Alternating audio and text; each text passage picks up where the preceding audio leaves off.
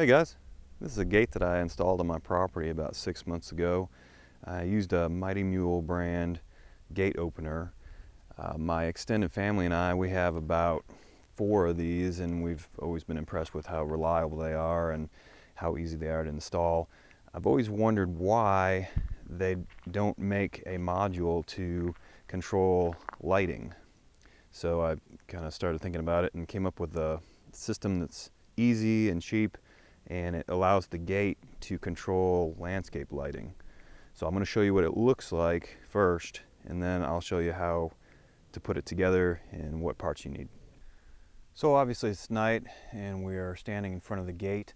I'm going to press the button on the transmitter and the gate will open and the lights will turn on at the same time. So I hope you can see the gate opening now. We're going to walk through it here, and at the same time it turned the lights on. So the gate will open, and then once it stops in its open position, the timer will start for the lights. I think I have mine set for about 20 to 30 seconds, and then when that runs out, it'll shut the lights off.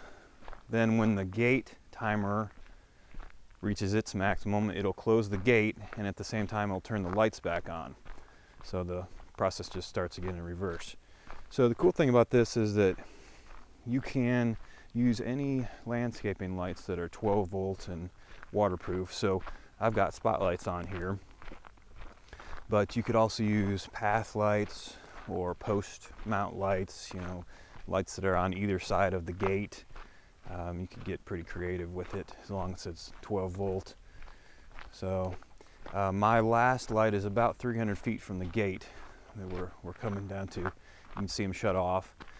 So I'll turn around and I'm going to just manually close the gate with the transmitter. You can see the lights come back on. The gate's closing up there. I'm walking back towards it.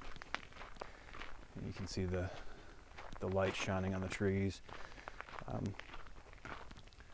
So it works well. It's a good system. It's not too complex. So next I'll go into how it all gets wired together, the parts you need, and all that stuff. Here's the back side of the gate with the opener and control box and battery. My particular model is the M660, but these are very similar across the board. I use a garden tractor size battery. You can get small battery boxes for those on Amazon. There's my solar panel. This wire that I haven't buried yet goes down to the landscaping lights and heads down the driveway. The last light is way down there, 300 feet down there, and that's 12 gauge wire. So anyway, I'm going to show you the box and what parts you need and how to hook it up. So here's the control box. My gate runs off of 12 volt and solar only, and I've been running this setup for about 6 months and have not had any problems. The battery stays charged, and I generally go in and out of the gate 2 to 3 times a day. The gate is wired just how Mighty Mule advises us to do it in their instructions. The lighting add-on is really just an addition. Most Mighty Mule boards have this auxiliary relay lug right here. If you're not sure if you have it, look in your manual or open your box and take a look. I will make a link in the description below to Mighty Mule's website where you can download manuals really easily. So this lug is just a switch. It does not supply any power, and it can only handle a very low current, only up to 1 amp. So since it can't supply power, that's why we need an external relay. I'm using a Hella relay right here. It's a timed relay, so after it's powered on and powered off, it keeps the power to the lights on from 0 to 900 seconds. So 900 seconds is up to 15 minutes, so you could keep them on for quite a while if you want to. This is a 10 amp max, so we need to be aware of that. Hella makes 4 different relays, so make sure you get the right one. I'll put a link in the description and the part number. It is a 12 volt relay, and it is the delay on release version. At the same time that I bought the relay, I also bought this relay pigtail that's pre-wired. It just makes wiring a little bit quicker, it's a little cleaner, and if you ever have to replace the relay, it's just a plug and play affair. So your landscape lights are very important on this. You need to be using LED lights because they draw much less current.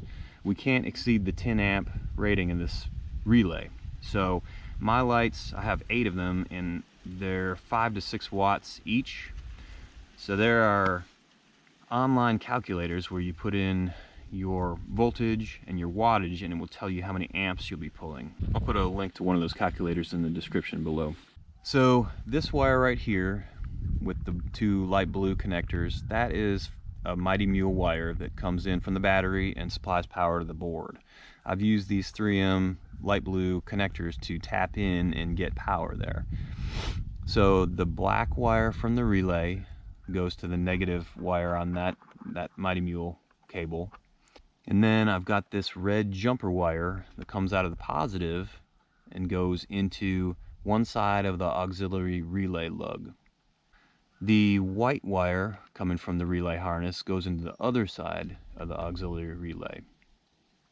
The red wire coming from the relay is not used, and the blue wire hooks into a piece of 12 gauge wire that leaves the box and goes to the battery positive.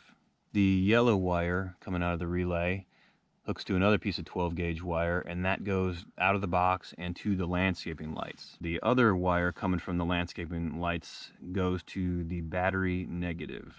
That's really all the connections in the box. It's not super complex, maybe 6 or 7 connections in there, not too bad. When you press the button on your transmitter, the gate starts to move, and that energizes this slug here. That allows power to run to the relay and activate it, and that in turn powers the landscaping lights. When the gate stops moving, it will turn this auxiliary relay lug off, but since this is a timed relay, it will keep the lights on from 0 to 900 seconds, whatever you set it for. On top of this relay, there are some switches there and a dial, and that's how you set the time. When the gate starts to close, this whole process starts over again and the lights will turn back on. And just a quick note on your power supply. If you have a gate that is charged by AC power or power from your house, it's a lot easier for it to keep the battery charged. So you should be able to run more lights for longer durations and go in and out of the gate as many times as you want to without draining your battery. You just need to not run too many lights so that you run over this 10 amp max of the relay. Now if you're like me and your battery is only charged by solar, you need to be more careful that you don't drain your battery so that you can't open the gate. This depends on a whole bunch of different factors, but things like how many lights you have, how much wattage each bulb is, how big your battery is, how big your solar panel is, how many times you go in and out of the gate, stuff like that, if it's a cloudy day.